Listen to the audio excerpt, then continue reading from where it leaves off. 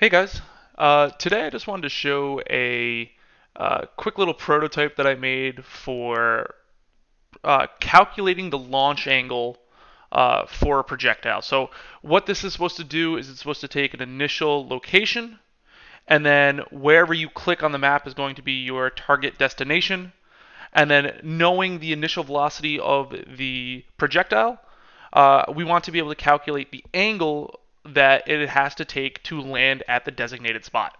Uh, so I did a quick prototype here. Let's just see if we can get it running here. So right now the cube in the middle is going to be our launch location. So if I click here and I won't move my mouse, you'll see that it lands directly where I clicked. Now it also works with varying heights, and it lands there. Awesome. And if I shoot way out over here, you're going to notice in the debug log uh, here that the distance is too far, and there is no available angle to ever actually reach that place without changing the initial velocity. So we handle most edge cases here. Now, this was a fun little challenge that I set for myself. Now, I did not figure out this math all by myself. I had to do a little bit of research onto this topic.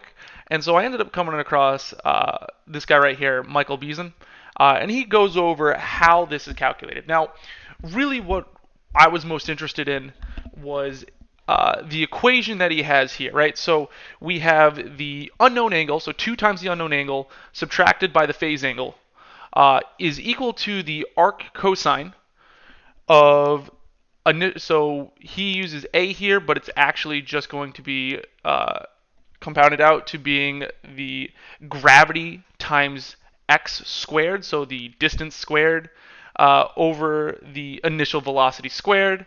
And because we're also taking varying heights into consideration, we have to subtract height, and that is all going to be over uh, the height squared plus x squared, and that's going to be square rooted. So that was the equation that I had to work with. And so if we go back to Unity here, we will take a look at the code quick. So really all that's on this script is just the shoot point, so the origin location, the projectile component, right? So just the object that we're going to spawn. And then I also have a test object. The test object is just the cube, so you can visualize the launch point and what happens when it launches.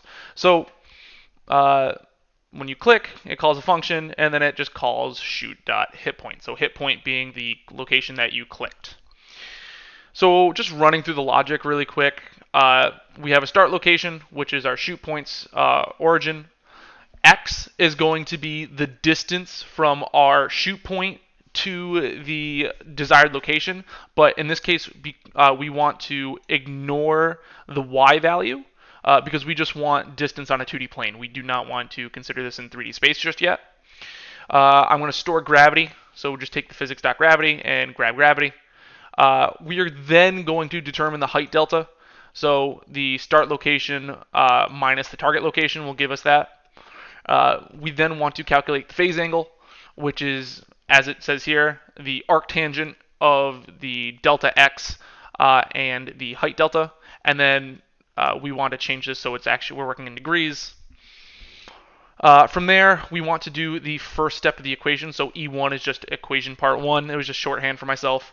But basically, it is the 2a, or I should clarify, it's actually the bottom one here. It's gravity x squared over initial velocity squared minus height over the square root of height squared plus x delta squared. And that is what E1 calculates. So I just abstracted it out so it can make a little more sense. So like we said before, gravity times x delta squared, initial velocity squared minus height, and then we get then we divide that by the square root of height delta squared and x delta squared. So if the angle provided, this is technically an angle, but if the number provided back from E1 is greater than 1, we know there is no possible trajectory or trajectory angle to reach that distance. So if you shoot really far away, no matter what you change the angle to, as long as the initial launch velocity is static, we can tell if it's too far or not. So without doing anything too complicated, I just did a debug log as I showed previously. And then once we have determined that this is possible, we move on to the second part of the equation, which is getting the arc cosine of that jumbled mess that we have up here.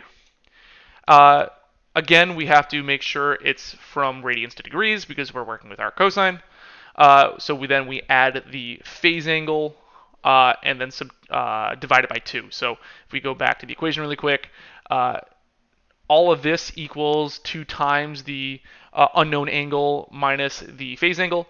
So what we're doing is just getting the unknown angle by itself. So one more time, we just add the phase angle and then divide by 2.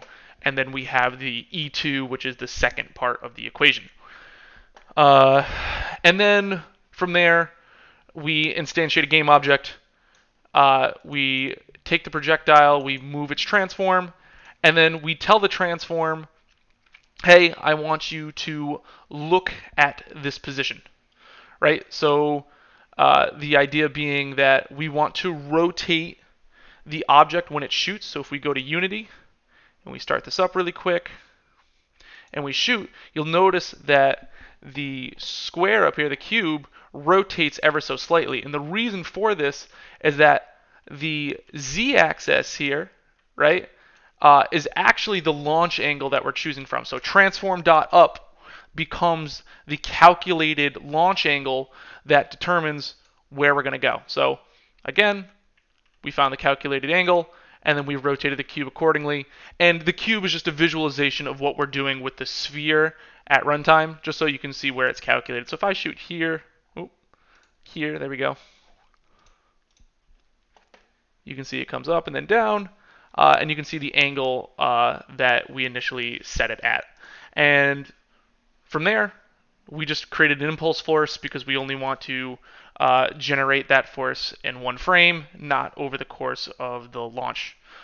So it was pretty simple. It was a lot of fun. It was a nice little challenge. It took me a couple hours to come up with, just a little bit of finagling here and there, but we got it working, and it was a fun little thing to show off. So thanks for watching, and I hope this helped.